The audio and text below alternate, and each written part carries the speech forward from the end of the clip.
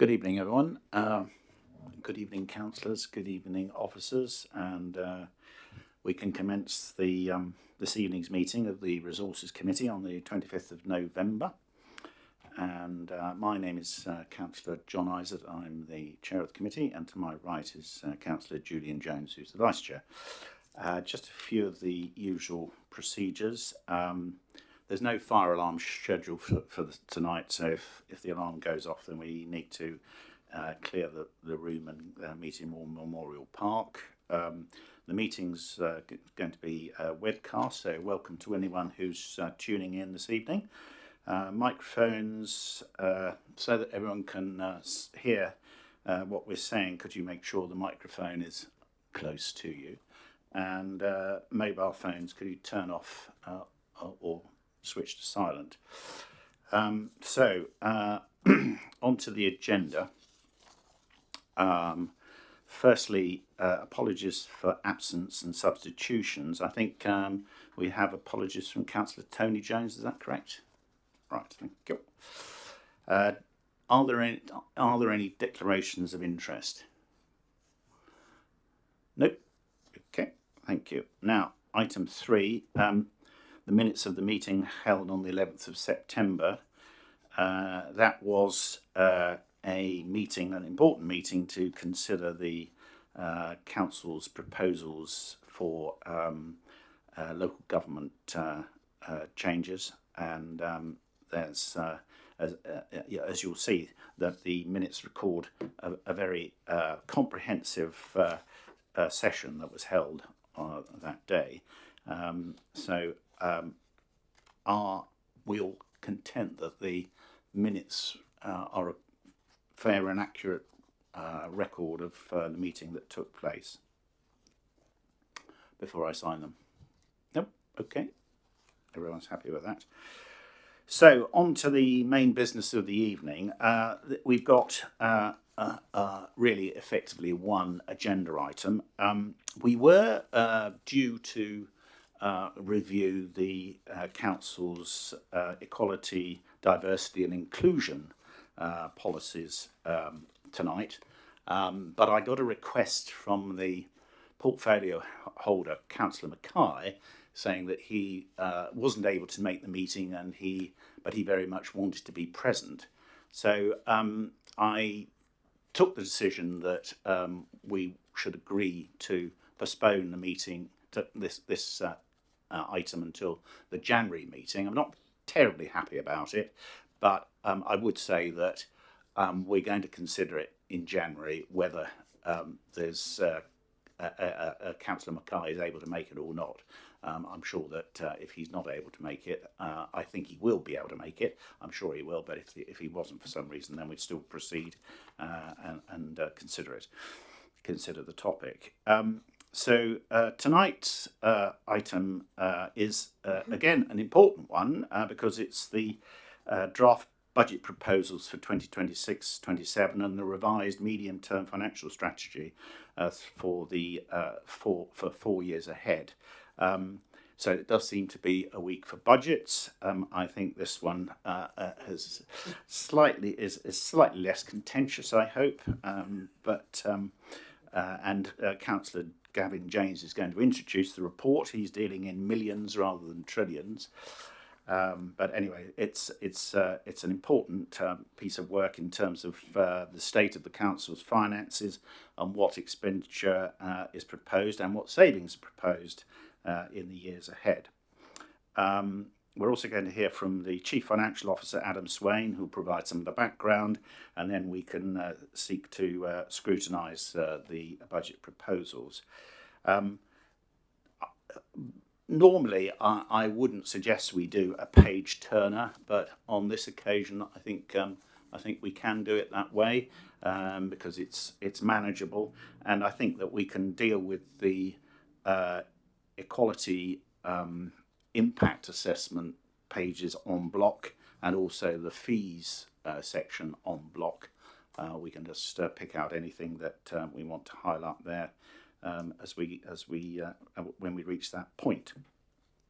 So I think I've covered everything I wanted to say in terms of an introduction. So At this point, can I invite the portfolio holder, Councillor Gavin James, to introduce the report? Thank you, Chair, and good evening, members. So this is the draft MTFS. Draft at this stage is going out to public consultation, so it's subject to some sort of changes. And of course, the main consultation is with you this evening to see what thoughts you have as well and how we can incorporate them into the budget. To give you a bit of background, last year we all got very excited. The government promised a 3-year spending review, departmental spending review, which would give us some assurances. For the last decade, local authorities have been given effectively 3 months' notice of what money they're getting. And it takes a lot longer than that to design the budget. You'll know well, Chair, that December, keep clicking refresh on the Treasury website to see how much is coming in. Unfortunately, the government, once it got decided the funding settlement for local authorities globally, they then decided to do its fair funding formula review to see how they can make sure the funding goes fairly, in their view, to local authorities, and consulted on it over the summer. And so we are still none the wiser about what money we're getting from central government. What we do know is that the government have said, made it very clear they were looking to support more deprived areas. And so looking to move money towards them, which obviously isn't great news for us. So effectively, they have this foundation formula for lower tier authorities, which is based on the number of residents you've got, which is fair enough. We're not worried about that. Then factors in areas of deprivation. Deprivation indicates we've got no areas in Basingstoke and Deane in the lowest 20% of deprivation. We have about 7 wards that are in the highest 10% in the country. So we think we'll probably do badly out of that. And then they apply the commuter and tourism factor, which basically recognises some authorities deal with a lot more rubbish and people on the streets than they have residents. Again, we're not expecting to get any bonus from that. That's clearly something earmarked for seaside towns particularly and areas of London. Then they work out how much council tax you can raise, and then they come out with a magic number at the end. They've really explained the formula very well, but not what it means. So we are still none the wiser, and we won't know until December exactly what funding is going to be. The only assurance we have is that worst case scenario is authorities will lose 5% next year and continue to lose 5% a year for the period. We don't believe we're in that category. We've spoken to a number of authorities that are not best pleased, but we think, and we've assumed within this, that we will end up getting the same effective amount of money with the sort of standard increase to allow for inflation. So that's what the forecast is based on for this budget. You'll see from the budget papers, they are we are still looking at a balanced budget. There were some advantages last year, certainly around the producer packaging waste thing that's got an acronym that I can't remember. But in bad news, the funding for collecting food waste seems to have gone very cold and quiet. If you email Department of Environment, you tend to get an out-of-office email back because they're not telling us. We think that's just going to be wrapped up into the grant, but we don't know, so we're not allowed for that. You'll also notice throughout the report, the last 2 years of the MTFS are greyed out. That's clearly recognising that LGR is upon us and it's progressing and it's likely to happen. We are still keeping the numbers and keeping the figures because we don't know for sure. It could drop at any minute, and we still have a responsibility to hand over the finances of this authority in a good state to whatever authority succeeds it. However, they're greyed out because clearly we're very much concentrating on the next 2 years. But it does sort of stifle us slightly, both those factors. One is assuming that we're not going to get any great increase in funding from central government.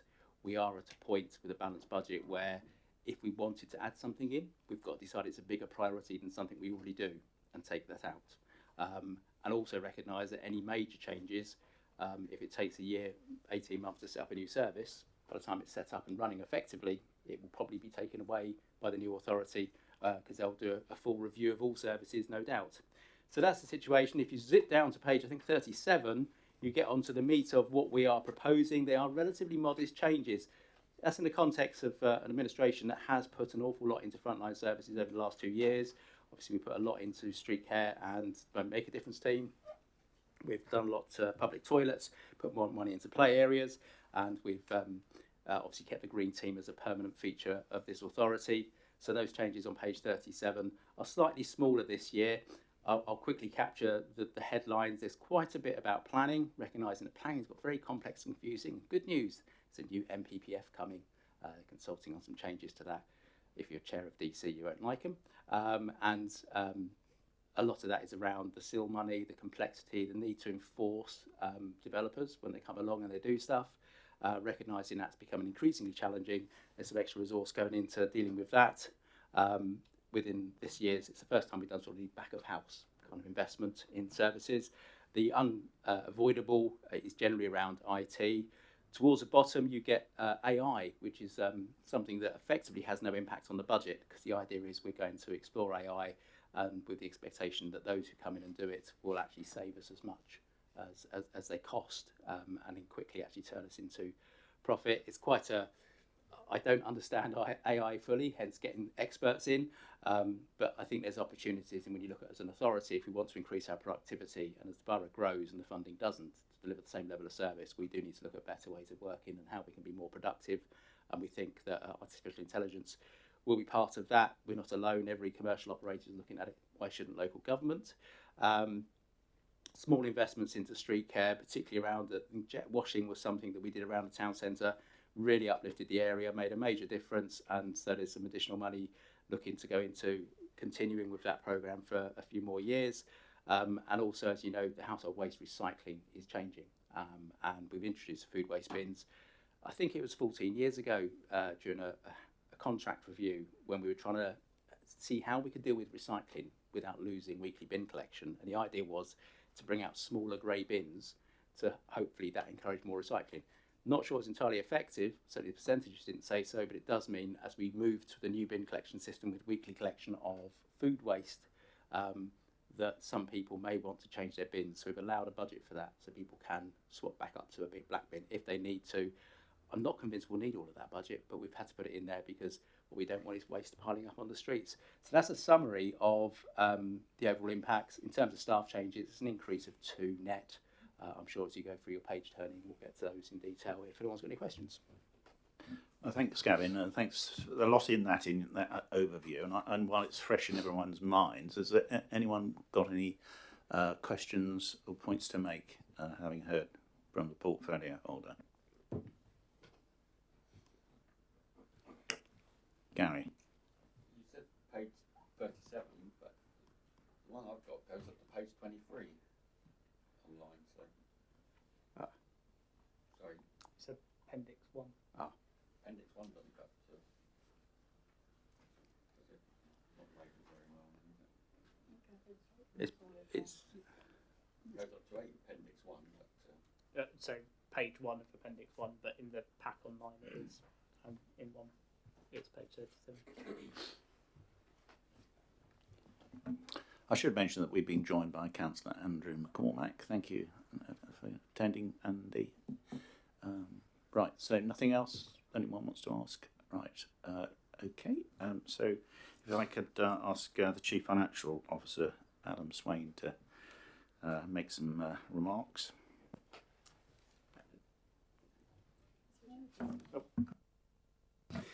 Thank you, Chair. And I think Councillor James has probably covered quite a bit of the detail in here. I will just clarify on the fair funding review. It was confirmed on the webinar yesterday that the food waste collection will be rolled into the grant that we'll get in, we'll get notification of in December. And there were a few changes in terms of the deprivation factor calculations to strip out some of the impact of the commuter and tourist sort of impacts that had been in the original proposals, but I don't think they're going to have a significant impact on the allocation to us.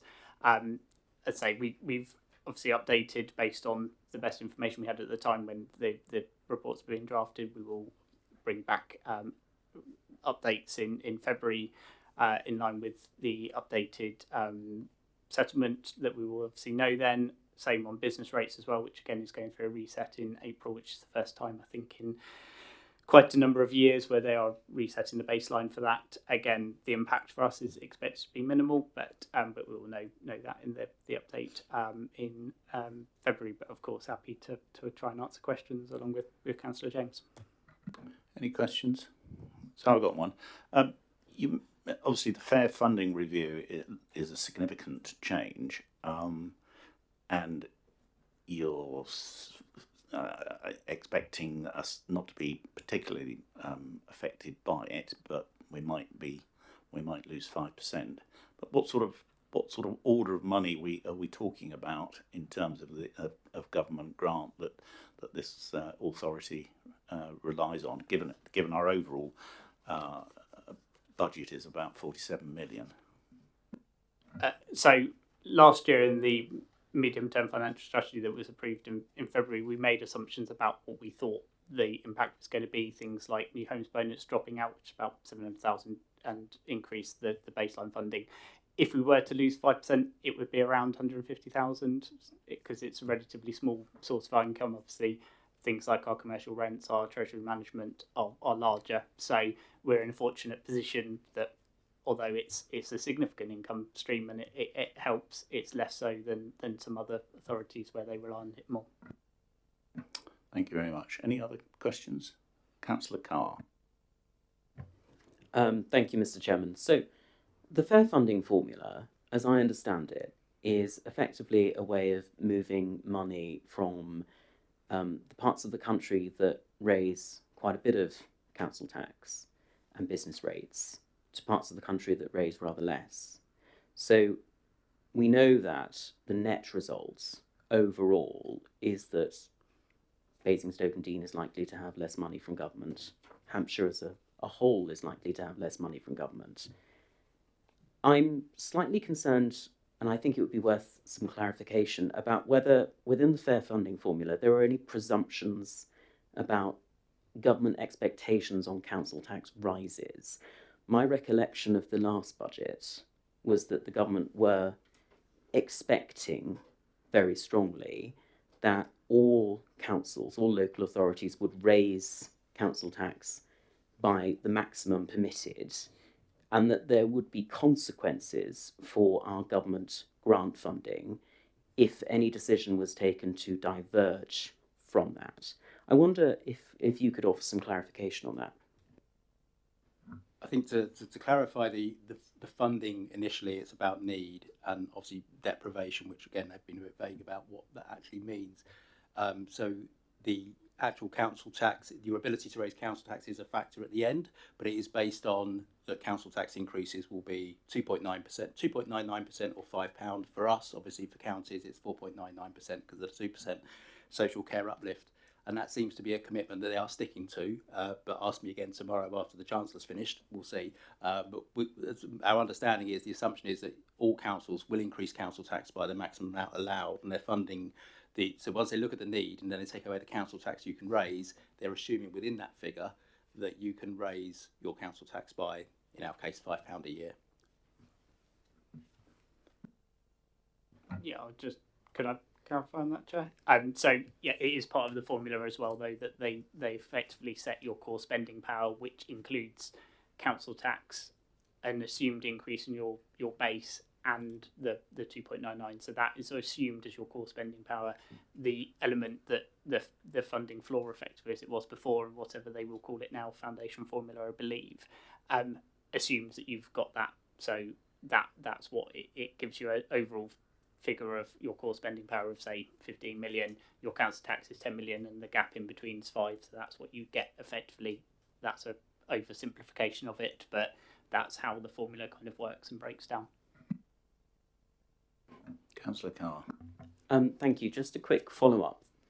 I think the question that probably needs some clarification, and it may be that you need to go away and come back to us, is within the current framework and within the emerging fair funding formula, are there consequences built into the system for local authorities who do not exercise their full spending power or not? I think that's worth understanding, because what I'm trying, Mr. Chairman, to establish is how free we are as a local authority and what the consequences would be.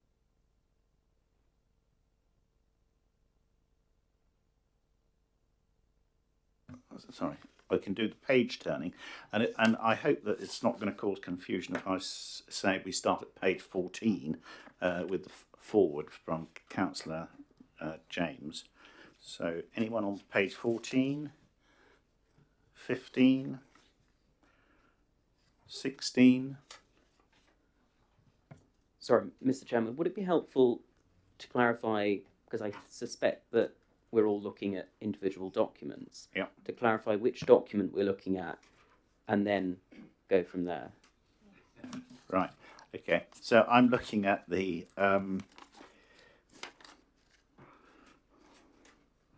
draft proposals for the agenda that we've got in front of us, the report we've got in front of us. Item 4. Yes.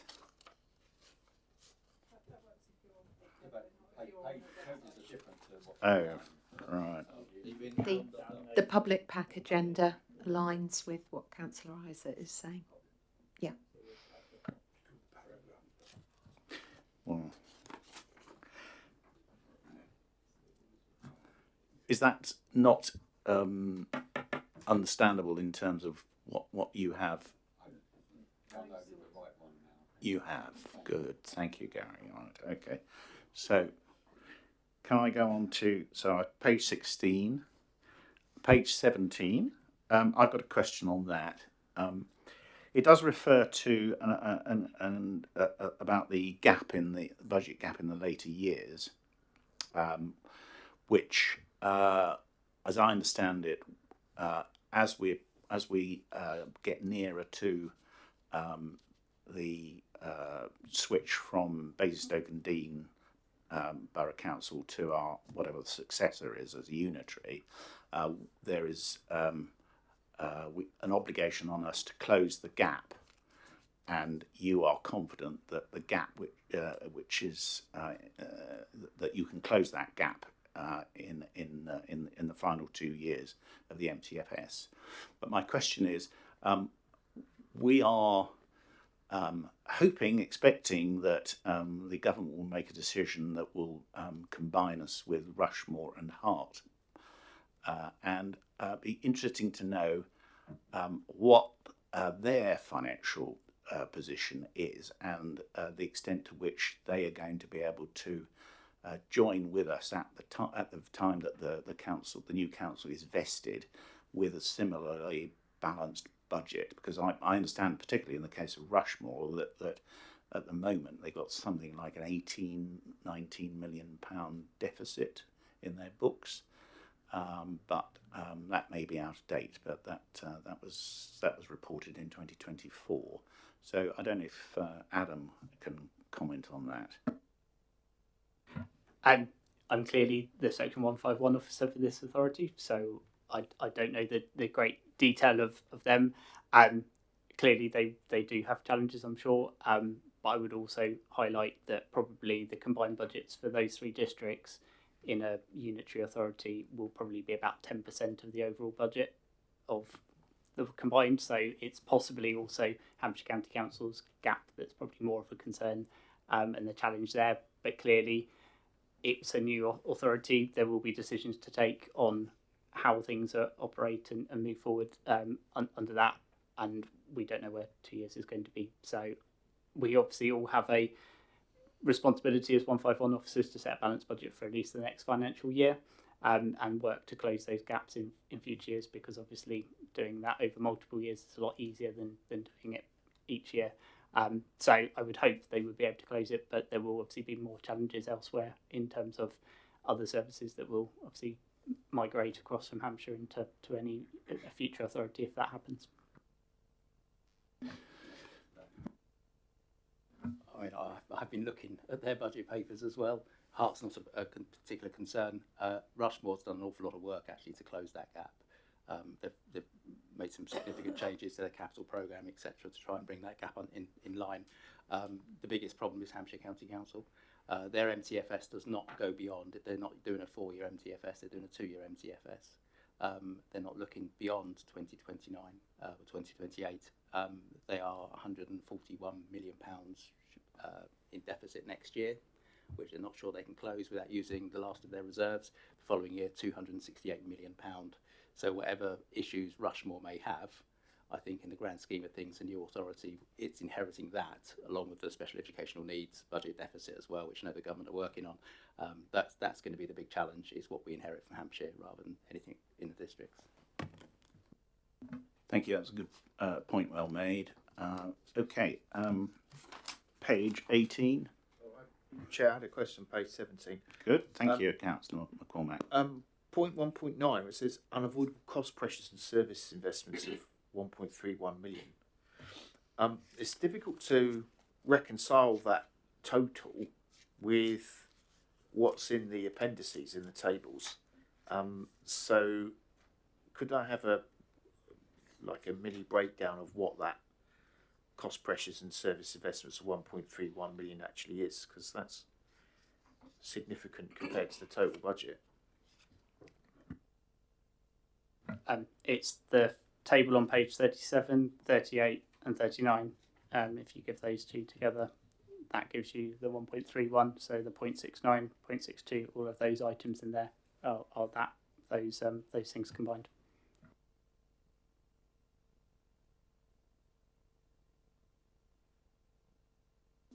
Page 18, 19, 20, 21.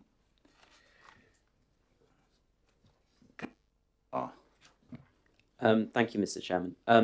It was just on 18. I think I didn't quite catch your eye. I just wanted to clarify the position for funding of local government reorganisation while we're on the subject. When I was looking through the papers, it wasn't quite clear to me how much this authority intends to spend on local government reorganisation, how that will be funded.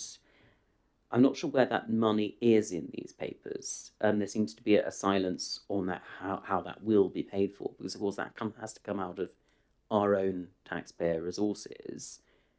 And on that, I'm slightly concerned that the sort of the view from the authority is that the funding for local government reorganisation could come out of, you know, discretionary funds, chief executive funds, that sort of thing. I'm not sure it's really acceptable to hide it away in that way. My preference would be that we're quite upfront in our papers about how much we expect that to cost and put that quite explicitly. So I'd just be curious about those numbers and how we're going to make those clear for residents. Adam?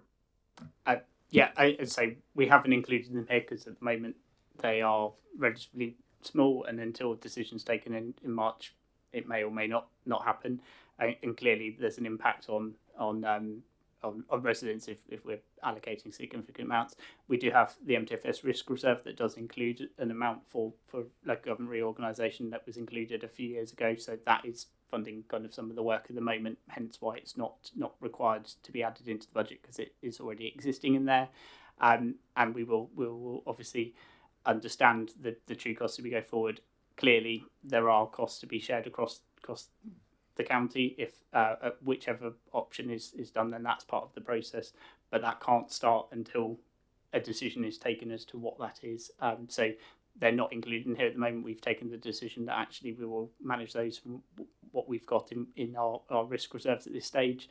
But we can obviously revisit that and take that feedback on board if members feel that that's a more appropriate way to call that out and allocate that. But it would be a finger in the air at the moment as to the exact amounts, and that may be over or under, and actually obviously has an impact going forward on opportunity cost of other services that we can deliver with that funding if we specify it now. Yeah, I think it's interesting though that Hart and Rushmore have both made provision in their accounts for and their reserves, and in the order of 100 to 150,000 a year. So I think it's a point for us to ask you to note from tonight if everyone agrees that we should be, because I think Councillor Carl's right. There does need to be transparency in what the local government reorganisation process is going to be costing us as an authority. Agreed, everyone? Yeah, I think. And just come back on that point, that's fine. I mean, yes, more than happy to do so. There is already an amount in the MTFS risk reserve that was added in the budget, I think 3 years ago, of order of about 400,000, which is obviously covering those costs. So it's not a new proposal, which is why it's not been teased out. But of course, happy to reflect on that. No, Councillor James. Yeah, I think that there's two bits. Obviously, the money is sitting there; it's in a reserve, so therefore wouldn't sort of impact on the revenue budget. Just be drawn down as required. And as Adam outlined, the costs, it's really quite difficult because we had discussions today about where we might want to go next in terms of understanding how the districts and the counties would combine, and looking at some of the sort of the more detailed work about what systems are they using, everything else. It inevitably involves an external contractor to be involved. If you can share that cost across 15 authorities, it's a lot cheaper than if you share it across 3 authorities. So at the moment, there's a lot of effort trying to get everyone around the table on the same page to agree to sort of go down on the same journey at the same pace. Those discussions will just say are ongoing. So the actual cost, I think you're right, we should be reporting it probably more in in the revenue outturn reports, potentially saying this year we spent this on this, so that you've got absolute clarity about what it's actually costing to go through this LGR process. I think the point is it's all happening very quickly, and so to have a handle on what this is costing us is important in terms of our own the operation of our own budgets. Okay. Right, page 22. Julian. Yes, Chairman. Yes, just in 7.1, are we, given that that's 2930, are we indicating the level of risk there that when we look out that far in view of devolution and everything else? I always look at these like weather forecasts, that they can tell you what's happening tomorrow, but to predict what's happening in 2930 is very tricky. So I'd say that as you look at the predictions, they become less and less reliable as you look into the future, which is why we tend to find and have for years that budget gap you see in the 4th year, by the time it becomes the 3rd year, is slightly smaller, and by the time it gets to be in the current year, we've dealt with it. Sometimes that happens automatically. One of the challenges for us as an authority is so little of our income comes from government. It comes from a tweak in the interest rates. It's in there somewhere, I can't remember where, but a 1% change in interest rates is, if it goes down, we've got a problem because we're losing all that interest on the treasury management potentially. If it goes up by 1%, we're a bizarre authority. We love interest rates going up. Sorry, mortgage holders. And again, with property, there's some significant properties. If they become vacant, if someone goes bankrupt, we have risk reserves to deal with it, but obviously risk reserves deal with it for the year and the following year, but then you have to make adjustments to meet it in year 4 and then rebuild your reserves.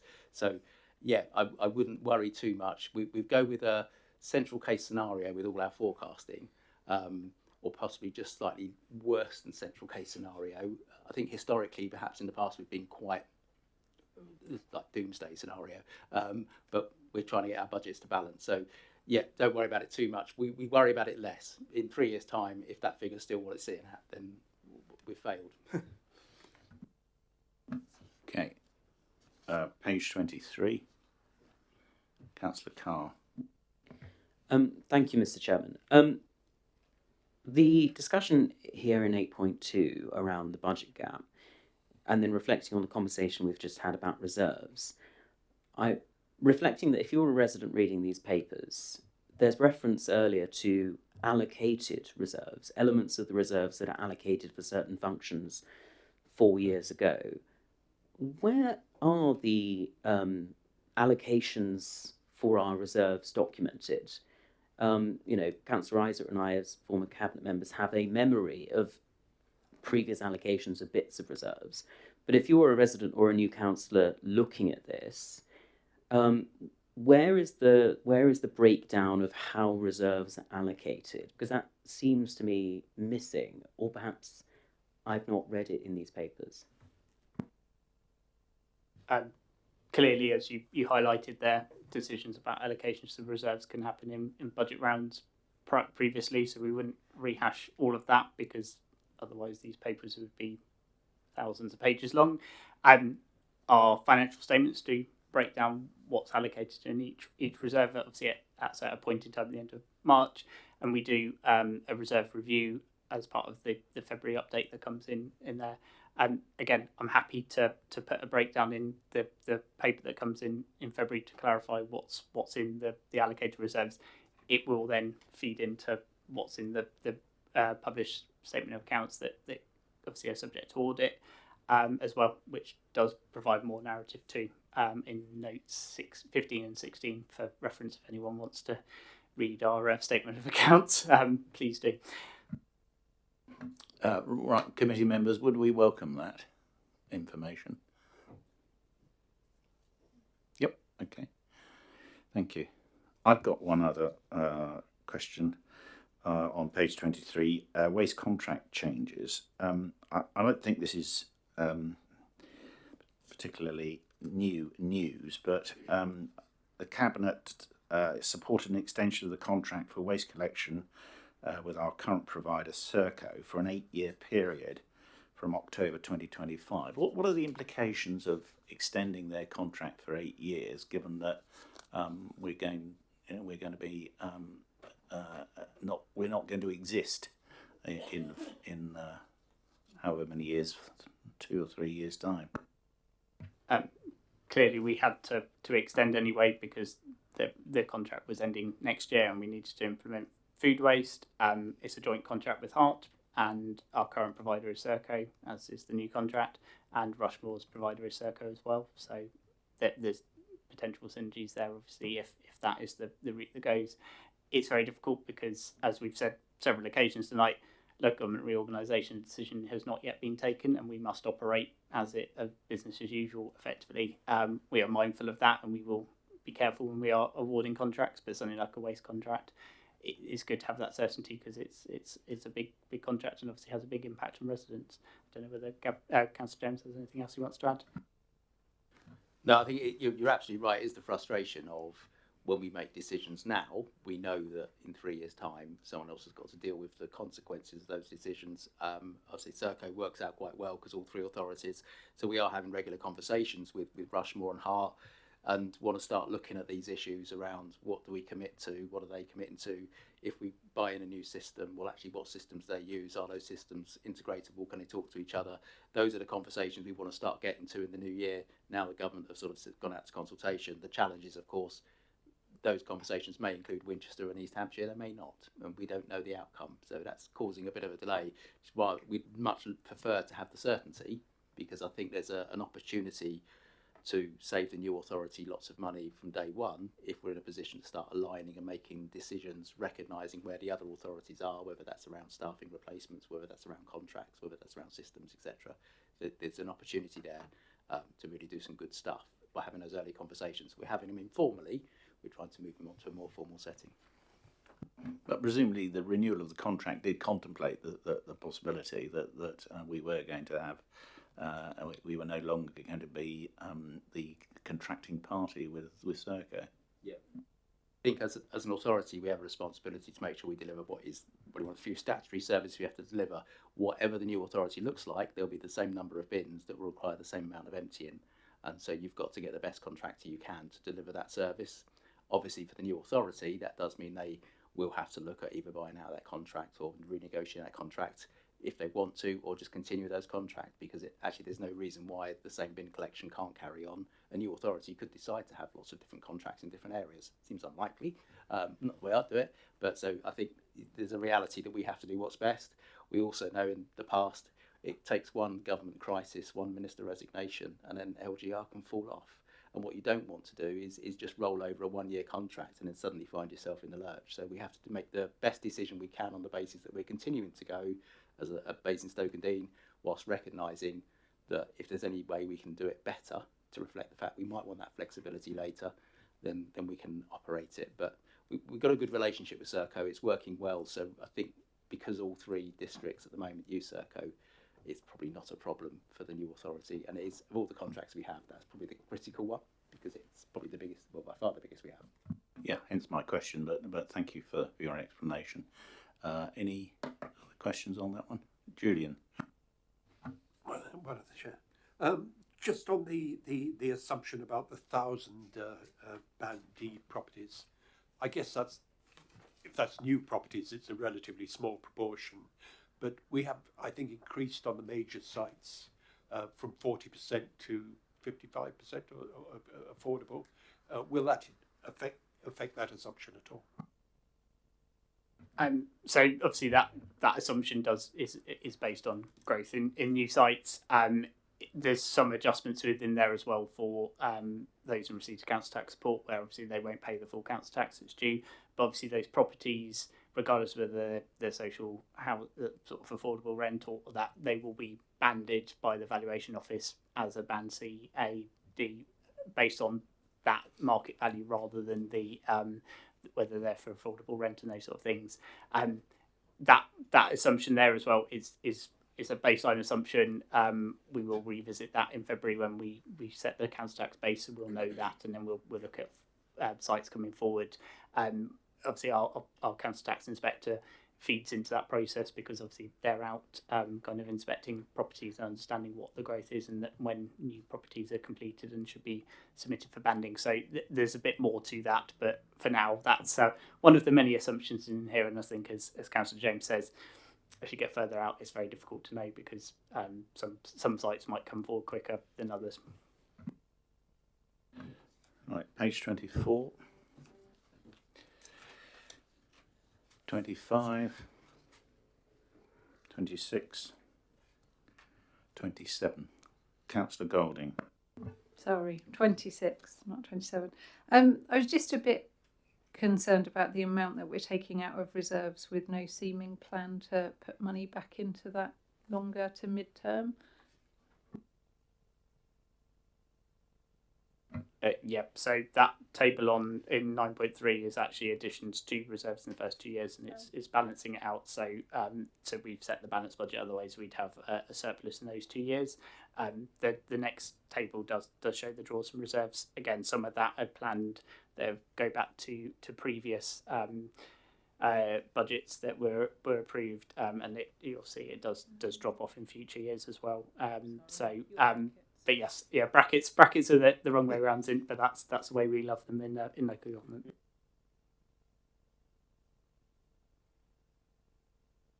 Julian.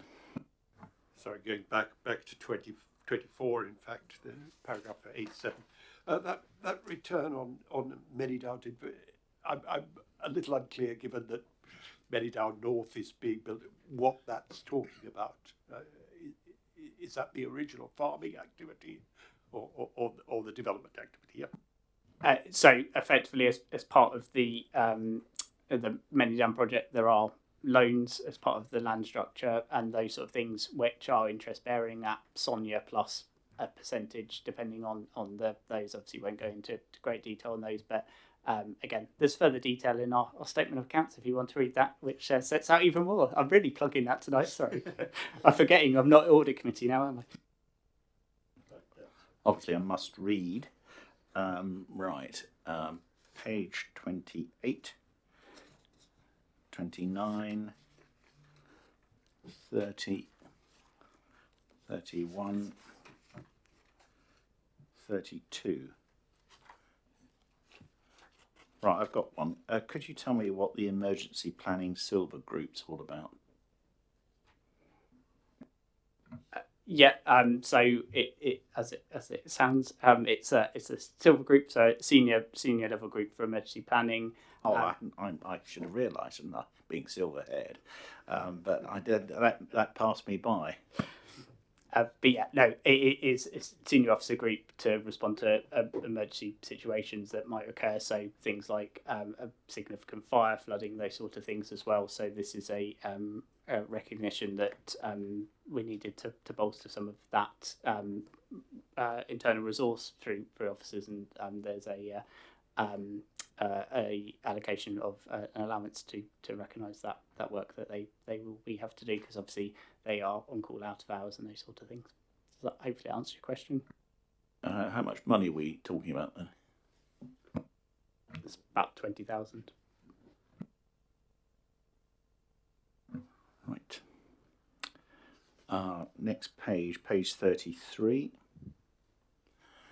Councillor McCormack. Section 21.7, removal of apprentice posts. So, kind of sits a little bit uncomfortably, really, because we should be investing in resources for the future. What is the rationale behind removing the apprentice posts? I think it's a rationale. We'll still have 16 apprentices with us. I think there's two factors that come into play. The first one is recognising that when you take on an apprentice, you really are looking to start their career positively and create opportunity for them to have a long career in local government or related organisations. We're not here in 3 years' time, and some of those posts, as we have less authorities, may not exist, and we don't want to be taking people on, training them for something, and in 3 years' time saying, well, there's nothing for you, because we know that's drying up.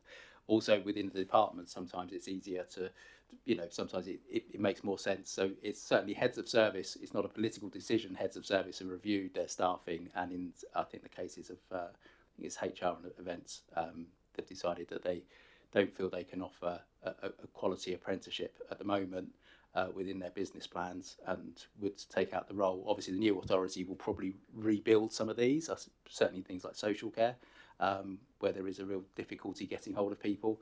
But in certain, we've got to remember we're just about to go from 15 councils down to 4 councils, or 15 down to 5 if you include the Isle of Wight as the council, which is. So actually, a lot of those back of house posts won't be available. Also, what we don't want to do is start someone on an apprenticeship journey only to find that the new authority doesn't want to follow that through and then lets them go. So we are still keeping apprenticeships going where we've got confidence that we can start them off on a long and promising career in local government. But some departmental heads have decided that they want to step away for the time being and then review things as LGR settles down. Councillor Carr. Thank you, Mr. Chairman. Just on 21.6, the question of staffing, it puts me in mind of the Employment Rights Bill that's going through Parliament at the moment. In my day job, lots of the companies I work with, they've now got quite a big number next to that as a risk of how much the new obligations and regulations in the labour market will cost them as a business. Obviously, the council is also an employer. I wonder whether there is any estimate that's been made by the council about how much the implementation of that bill will cost us. Short answer is it's not called out here. I don't believe it would have a significant impact, but again, we can take that comment on board and make sure that's reflected if there is a significant impact. But I think probably for public sector tend to have different employment contracts to some of the private sector, so it might have less impact overall. Thank you. So is this at 21.6 where the reference to, as a council, will be undergoing a project on recruitment with underrepresented groups? Is that sort of what you're referring to? No, I was... No, sorry, Mr. Chairman, I was referring to the Employment Rights Bill going through Parliament with the various fairly extensive obligations that will put on the labour market and the cost of employing individuals. I think my query is about the implications of that and the costs of that for the council as an employer. I take on board the comments from the Chief Financial Officer, and I look forward to seeing an estimate of how much the council think that might cost in the February papers. Okay, so that's something we can look forward to, Adam, please.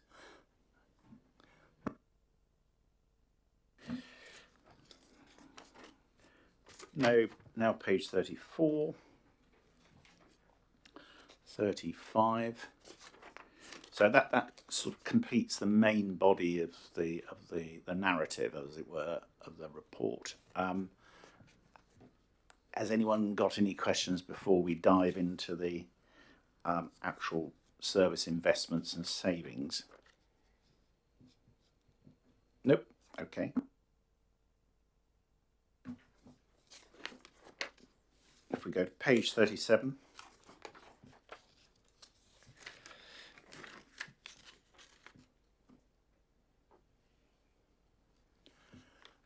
Councillor Golding. Thank you. It wouldn't be a council meeting if we didn't talk about bins. I know you mentioned it in your introduction, but can I just check what the plan is and a bit more of the detail in that budget pressure, and also it's going to spill into fees and charges, which I appreciate is later on. But is the plan that we would fund those bigger bins for people, or are we just subsidising those bins for people? I think the plan at the moment is to fund, we would fund on the recognition that if you're, as of October, if you've got a small bin and you're not going to cope once we move to smarter bin collection process, that families that will struggle, we would just swap it, because we made them take the small bin in the first place. We've charged them for a small bin. We'll swap those bins over. I don't think it's going to impact quite as much as that. We put quite a generous budget in, but obviously some cabinet members thought that there's going to be a big demand. I don't see many small bins around my area, to be honest, but and the ones I do see are people that probably won't need a bigger one. But we have to put something in there, recognising that we're changing the system, so therefore we'll support families getting through that. Can I have a follow-up question? Right. I know, and I'm very happy with the size of my 240 litre bin. My neighbours, however, have just been given a 140 litre bin, and I was like, why? Because they're going to then want a 240 litre bin in 6 months' time, and that just feels really wasteful and very ungreen. And so I guess my question is, when are we changing the charges to let people have a bigger bin now?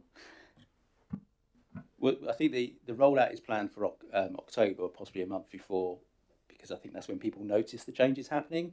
I think it's a very good point around why we're still issuing smaller bins without asking the resident the question about how would you think you'll cope, would you need a bigger one?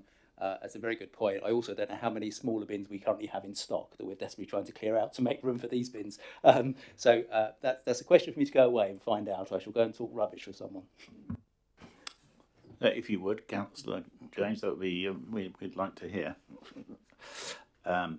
Okay, page 38, 39, 40.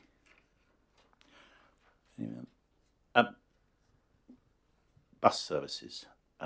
As you know, Councillor James, it's close to my heart in rural Evingar, where we've lost our bus service. And I noticed that we're going to benefit from the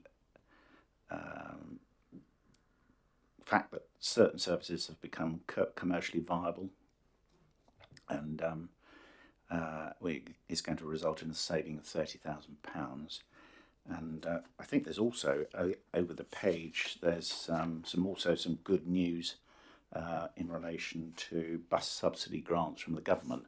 And I just wonder if it might enable you to look favourably on helping the handover to new. I know it doesn't go to Basingstoke, and I think that I wonder if that's if that's the difficulty with it. But it is part of the borough, and there are a lot of residents in my area who are very put at some disadvantage by the loss of that service. I have been in contact with Councillor Koniecki about it, so I just make a request. The request has been heard and looked into, as we know because we had this conversation. There is a real temptation when Hampshire cuts something for us to step in and take over, and we cannot do that in a sustainable. We can't keep doing that. Obviously, in the future, it will be our problem as unitary authority, but we couldn't pick up all the problems that Hampshire have got. So most of the services that have operated have been linked to new developments, where quite often developer contributions 106 most comes in and is used to support the buses in the early days, and then as the estate grows, so you look at House and Fields, etc. When that first happened, it had a lot of support, but then it's since actually now the more people have moved in, it's worked because it actually goes through our ward as well. So give us a bus service, because we have the same problem that even because we live so close to town, the fit and healthy people can walk, which means the buses are actually very quite empty. But the old and infirm are then cut off if they don't get it. So buses are a mystery for Hampshire and for our new Metro Mayor to resolve in the future. But we can't backfill. We are always mindful of can we. I mean, I think when there are options around, do we want to charge more for parking and then use that money, ring fence that money for buses? That's an idea in the future, perhaps. But I think we'll probably have to wait till we're a unitary authority.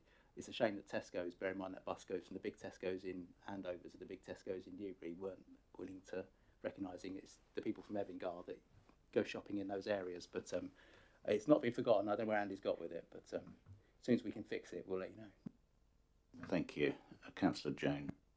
It's not really the matter of this meeting, but on the question of Hounsome Fields, since you mentioned it, I can't discover that there's any plan for the developer to open the second access there. That's the southwestern one that used to be the way the bus would go out to the hospital, which of course there isn't a hospital there. So it does rather seem as though we may never have a Hounsome Fields bus service. But I don't expect that to be addressed by this meeting. Well, the good news is you'll see within our budget proposals there are additional planning officers to go and do the enforcement piece of work when developers don't quite finish the job and be on them straight away before they go off to another part of the country, declare themselves bankrupt and we can't get anything done. So we've recognised that's exactly the kind of issue where we see developments happen, commitments made and not delivered. And so we're beefing up the enforcement team as part of it, budget proposals. Right, 41. Anything on that? Just one question. I see we're envisaging making a saving of 35,000 on the events programme, particularly the new event Limitless. So what was the actual cost of the event if we're making a saving of 35,000? I did have that number up earlier. I think it was around 45,000, I think, but I can find that figure in just a second, hopefully. If I find the right email, as you can imagine, my inbox is fun.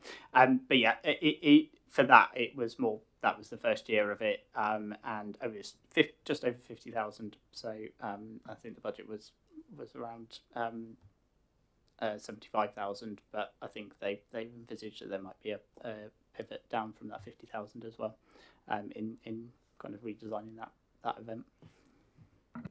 So we're saving a substantial. It was the budget was excessive.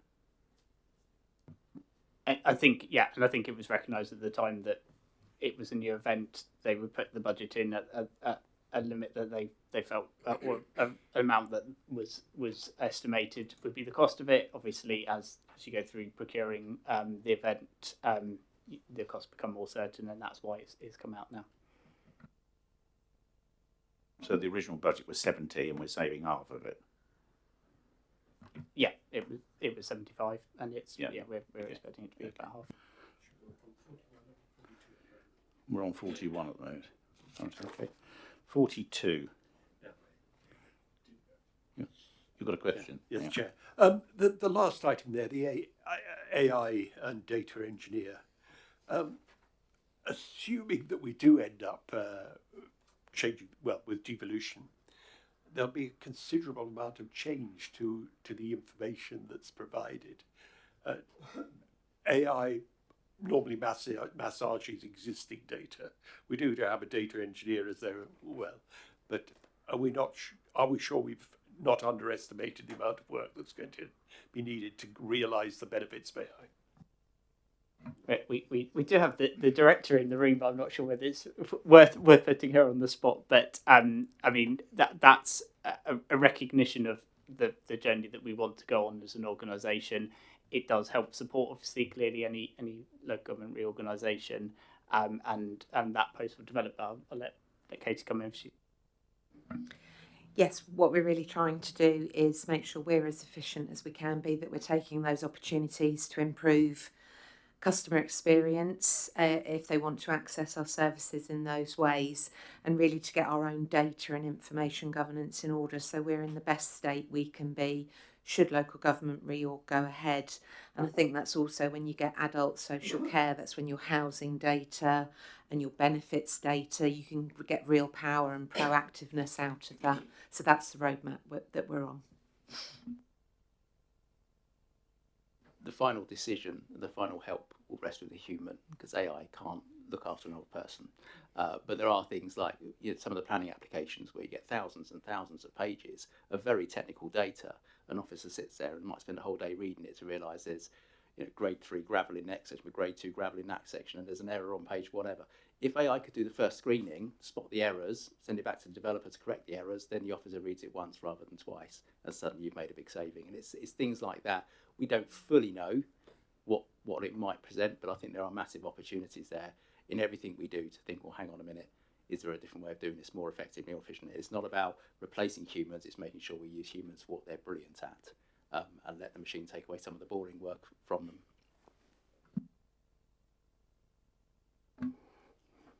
Thank you.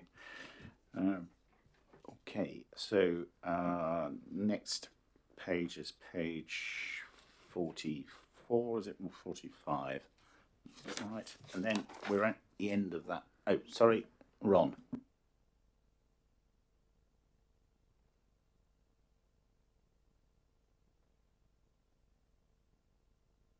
I think that's proposed to be community infrastructure levy along with some other grant funding as well that they're attracting.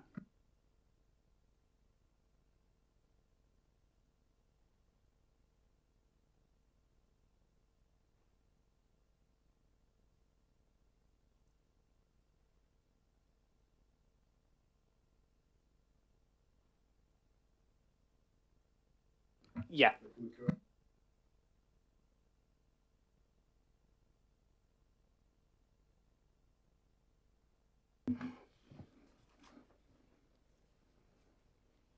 Okay, thanks, Ron, for that.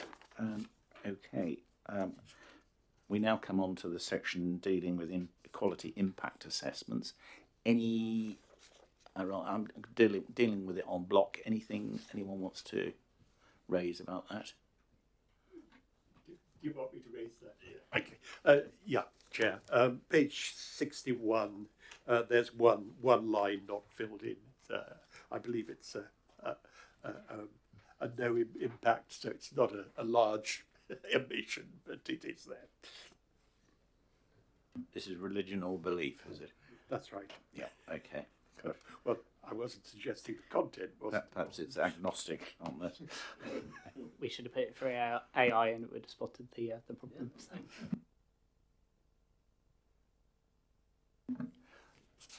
Okay. So, if there's no comments from anyone on the EIA section, then sorry, Councillor Carr. Sorry. Thank you, Mr. Chairman. It's a broader question about this set of papers in Appendix 3. I'm struck by how long it is. You know, how much of these papers are taken up by equality impact assessments. It's just page after page after page. So I guess my questions about this are about what this is actually delivering for us and why we're putting it together. I'm struck that every year I look at these papers, they seem to have a longer and longer EIA section. So I'd be curious to get some information from officers about this. How much officer time goes into the preparation of the EIA sections for these budget papers? Because obviously there is a cost associated with officer hours. Every hour spent on this has a cost to the taxpayer. What is the total cost of putting together this long set of papers? Because there is something about the proportionate burden of putting this together, the bureaucracy behind that, and whether that remains proportionate. And then a linked question, there's an element of this that derives from the public sector equality duty imposed on us by government. To what extent are we following that statutory obligation, and to what extent are we going above and beyond requirements in making these assessments? I'm just trying to make an assessment about whether this is proportionate, whether we're doing the minimum that the legislation requires, or whether BDBC are putting more officer time into this than they're strictly required to. We seek guidance when we're putting together the proposals, and heads of service will discuss whether there is a requirement to complete an equality impact assessment. We don't have to complete it for all. That is a discussion, obviously considering the requirements that we must comply with. In terms of the length of time to complete, I don't believe they take a significant amount of time. That they're quite logical in terms of how they're filled out. But I note your point there. And obviously we don't want to complete things that we don't need to, because actually it's confusing as well for people reading it too if there's too many. So I think we comply with what we need to do rather than go beyond, but we can obviously feed that back and consider that internally. It is quite an important thing to be doing. Birmingham City Council is all I need to say really. They missed on their equality assessments the gender pay gap. As a result, they got fines. The costs against them are £760 million, and it's the reason that Birmingham are in financial dire straits, can't empty bins, and really struggling. So the consequences of not doing it right are huge. So we do enough to comply with legislation, but actually it's an important document. When we make decisions, does it impact more or less on one community? It probably doesn't affect the borough as much as when you look at county, where you see, obviously, if you cut a bus service or whatever, it can have massive impact. So it's an important thing to do, because the consequences of not doing it are a hell of a lot more. Thank you. Right, now we're on to proposed fees and charges, and the general thrust of the budget is that fees and charges are increased by 3%, and that is the case for the vast majority of fees and charges, with some rounding up. But there are one or two examples where the fees are proposed to be increased by more than that. Rather than going through it page by page, has anyone got any questions or concerns about what the Cabinet is proposing in relation to fees and charges? Councillor Golding. Only just to reinforce my point already made, I suppose, that I think the bin charges just need a complete overhaul, and I appreciate that's not going to be you two, it's going to be someone else, but it's questionable whether we should be charging somebody for a bin in April if we'd give it to them for free in October. Councillor Carr. 2 quick points, if possible. So looking at the car parking section, I was looking across them, and almost all of the up to 1 hour prices seem to be at 0%, except for one, the malls at Alençon Link, where there seems to be a rise of 5% for up to 1 hour. I wonder if we could have an explanation for the rationale there. And then the second point is really just an observation on the sports fees, and really to welcome the much more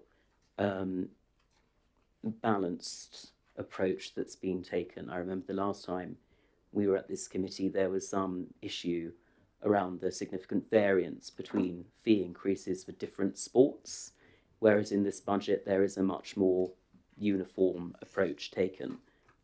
I think that is an improvement.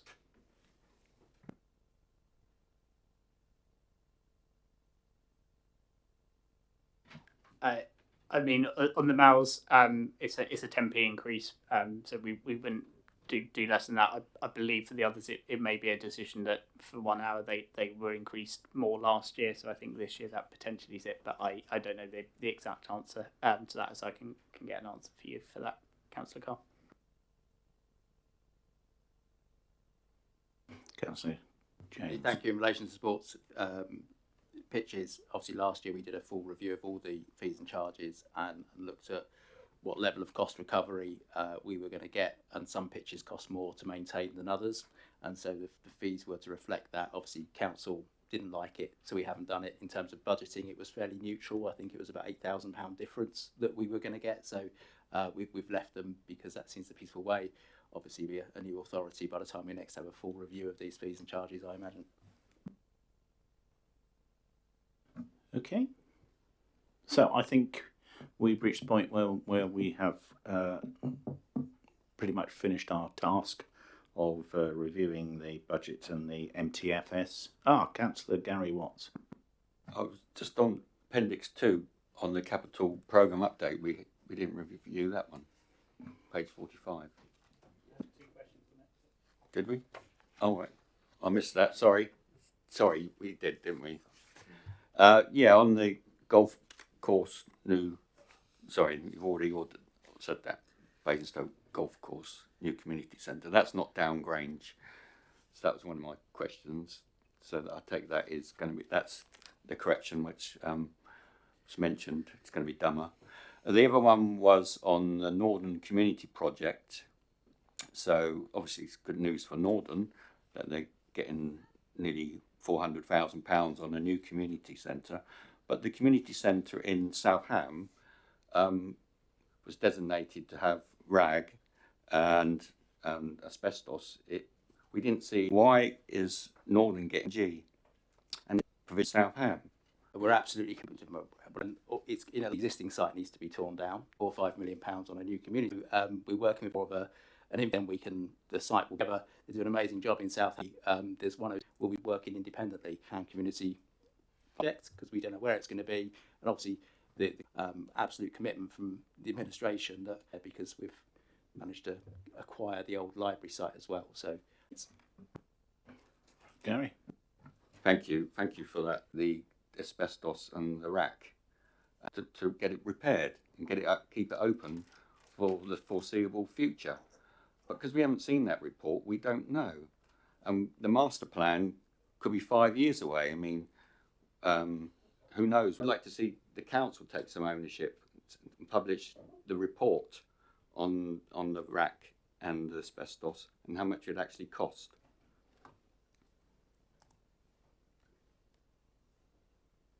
Sorry. I can certainly check with the property team. That report will be around. Whether there's any confidential information in it, I don't know. But there's no reason why ward councillors shouldn't be able to see that report and see the rationale behind the decision that it wasn't something that could be refurbished, given the age of the building and design of the building.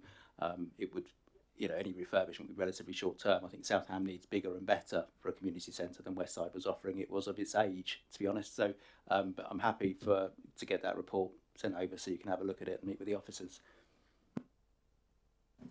okay, Gary. Thank you. Right, so Councillor Carr. Thank you, Mr. Chairman. Just one final comment as we're coming to the end. While we're on the subject of a sort of award perspective on this budget, the main expenditure item, the sort of the flagship investment, is going into streets and parks and so on. It's a street scene investment, that £1 million. For this committee, I'm not sure we're in a position at the moment to assess whether that's a good use of money, because it is a very considerable amount to invest. Because I'm not sure what we have before us details how the money that's been invested thus far has been spent. I don't think we've really seen a breakdown of where the money from the previous budget that went into street scene has actually gone through, where that's been spent. And I'm not seeing in these papers where this additional £1 million will be spent. I think there's a need for transparency and clarification about where the previous money invested in street scene has gone and where this additional money will go. Because I think until we see that broken down, I think it's difficult to assess whether it's been a good use of money, because there is a claim within the report earlier on that it's been highly successful. But I don't think we've seen the data of where the money has been spent by ward, by project, by area. So the papers are asking us to take that on trust. But if you're in the rural areas, I don't think we've seen any of that money thus far. So we have to ask for that information if we're to judge whether this is a good use of money. Because my suspicion, and this is why I'm asking for the data, my suspicion is that it's mostly gone on a few wards in the centre of urban Basingstoke. So I think there's an importance there of transparency on data for us to make an assessment of this. Thank you. Is that something that can be provided, Adam? I would imagine so. I need to have a discussion with the relevant head of service and director for that. Obviously, works are programmed in and resources allocated. So there should be something on the resource allocated and where that's gone. I can certainly ask and see whether we can provide that. What do the committee members feel about that? Do they feel it's worthwhile? It'd be worthwhile, but I don't understand the critique of how much spent on each ward. It should be spent where the need is, not shared out. Everybody gets their 5% across every ward. It's where the need is greatest. And if that's all in one or two wards, to bring them up to par with. Sorry.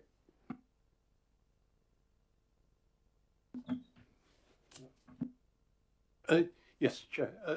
As is pointed out, basically many of the rural areas fund their own recreation grounds and things like that, and we don't see any of the money that comes. So we see considerable amounts spent in the town, and we don't see this. So there is a concern that rural areas are being forgotten in this sort of area.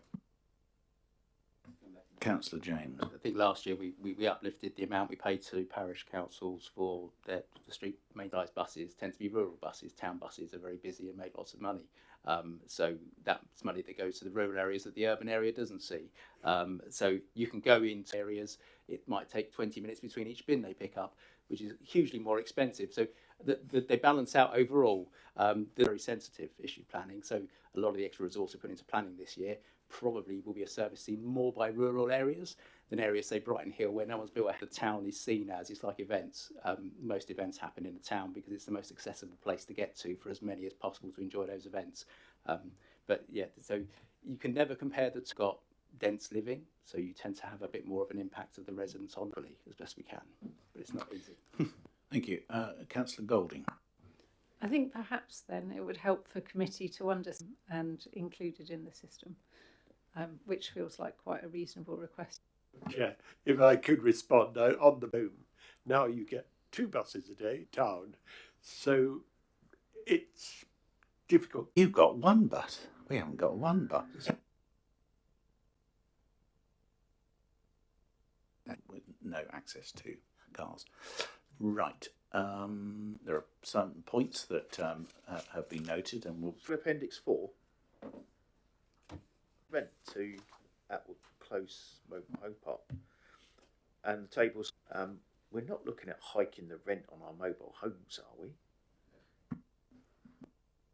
Thank you.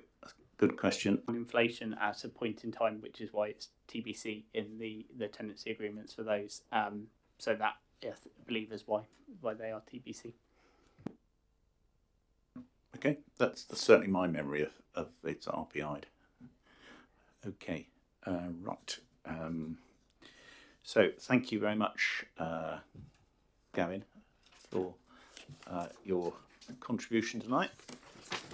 And we can now just move on to, and you, Adam, thank you again. I just turn to you, Ellie, on that. Yep, so good evening, members. So as per the overview and scrutiny protocol, it's agreed that the recommendation tracker will be updated and brought to each of the overview and scrutiny committees twice a year. So as for resources, there are no outstanding actions, so that one's just for noting. Thank you. And then the final item is the review of the work programme. We meet on the 20th of January and we're going to get the Q1 and Q2 KPI risen. So we have one item for the March meeting. So again, I would encourage you to come forward with any topics that you wish to consider. Jonathan. I asked for some paperwork to be sent to me around the work programme and I never received it. Agenda. Yes, I remember you requested that, and I think it's I'd certainly support that. So can we get the necessary forms through to Jonathan? Okay. right in January.